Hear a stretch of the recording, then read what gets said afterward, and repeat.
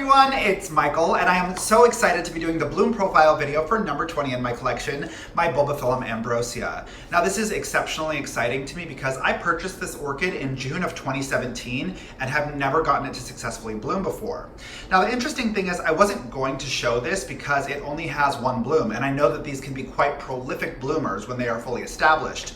So I thought, okay, maybe I'll wait. But you know what? There's no guarantee for tomorrow. You never know what will happen with your plants. I could have a spider mite infestation. I could have, anything can happen. So I would never forgive myself if I didn't showcase this beautiful, beautiful flower to you. It just opened this morning. So let me just take you in for a quick preview before we go in for close-ups. Look how gorgeous and strange and wonderful this little guy is. It's so peculiar. I never used to favor Bulbophyllum, but they are quickly becoming one of my very favorite orchids because their blooms are so strange, their grow habits are so strange, they're so strange. I just love them. They're like the little alien rebels of the orchid community, and I love them for that.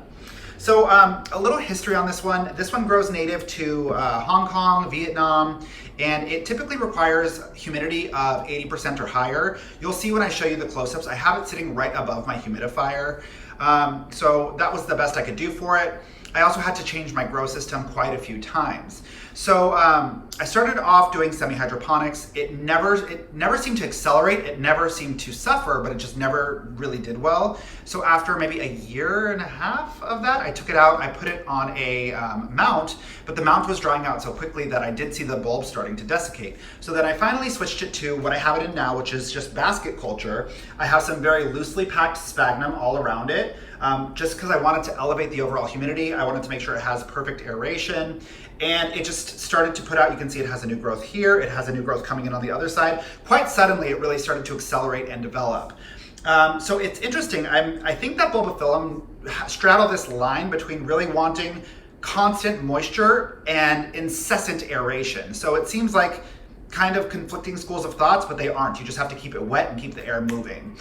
So I'm excited to see how this one develops over time. Something else that I think is noteworthy about this plant is that its native growth environment is mossy forests that grow on top of limestone. So that's another thing to know about this plant. It really, really favors calcium content. So that's something to consider as you go about your fertilizing processes. So without further lead-in, let's go in for a closer look.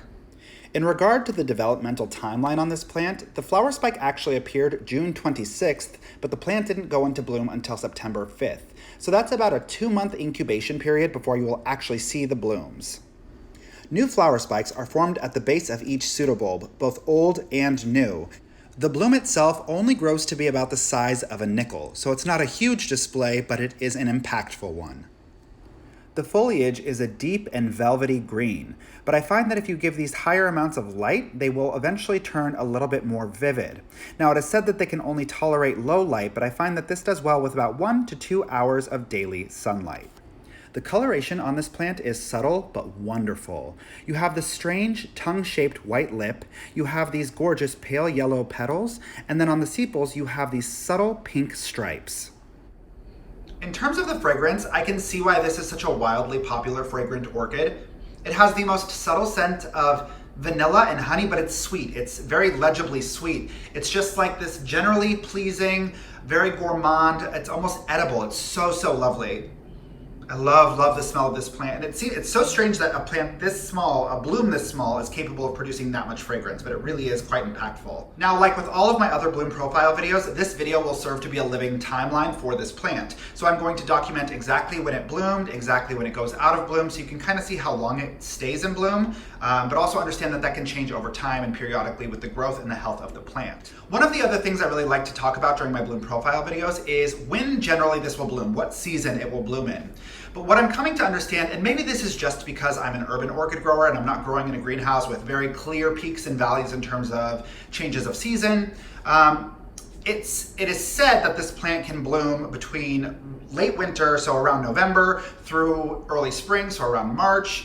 But as you can tell, today is September 5th. I think that If you are growing in a classic environment that mimics its natural grow environment, you can expect it to bloom November to March. But I think that if you are able to create a suitable environment, it can bloom really whenever you want to. In any case, I could not be any more pleased to see this plant in bloom. It is so, so gorgeous. I will keep you fully posted on the timeline. Thank you so much, as always, for choosing to spend your time with me. If you have any questions, concerns, or feedback, go ahead and leave it in the comment section below. Please be sure to support one another in the comment section because I am so seldom available to do so. Be kind to one another. Take care. Don't forget to click subscribe and have a beautiful rest of your day. Bye, guys. Mwah.